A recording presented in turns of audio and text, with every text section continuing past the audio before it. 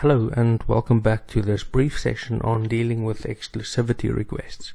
Our objectives are to learn how to overcome exclusivity limitations within the supply chain.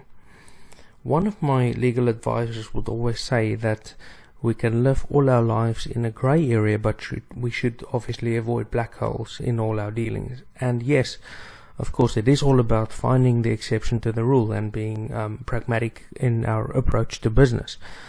I would love to share with you a tactic called semi-exclusivity.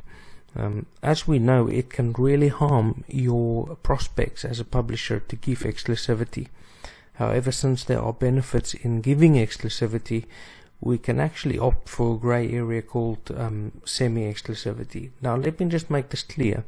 I love Amazon as a company, but obviously imagine you love your best friend. Does it mean you should allow them to bully you? Of course not. It's not the case. And so if Amazon wants to deny you access to billions of users on iTunes, on Kobo and on Google Play, then all you're going to do is say no thank you to such a proposal. Or you can just respond with semi-exclusivity. But please don't be naive when you're entering the published business. Look after your own best interests as a publisher. So how would semi-exclusivity work? Basically, by producing different versions of the ebook with slight changes, you can create 3 different brands. For example, if your book was called the 3-Hour Fitness Week, you would have the following versions. You would have the 3-Hour Fitness Week Special Kindle Edition. You'll have one called the Google Play Edition, and also an iTunes Edition.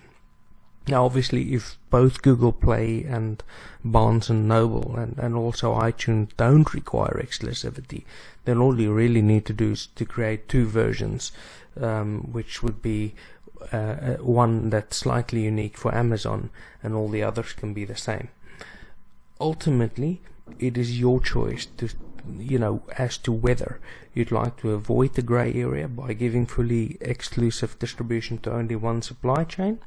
But remember, the power, safety and ultimate market domination would lie in a multi-channel approach. As one of my favorite authors would say, Mr. Grant Cardone, he says, you're either dominating a market or you're being dominated by someone else. There's not any in-betweens. So from the start, I'll say this, and you'll see it later in the course as we cover our case studies. Multi-channel is going to be the answer.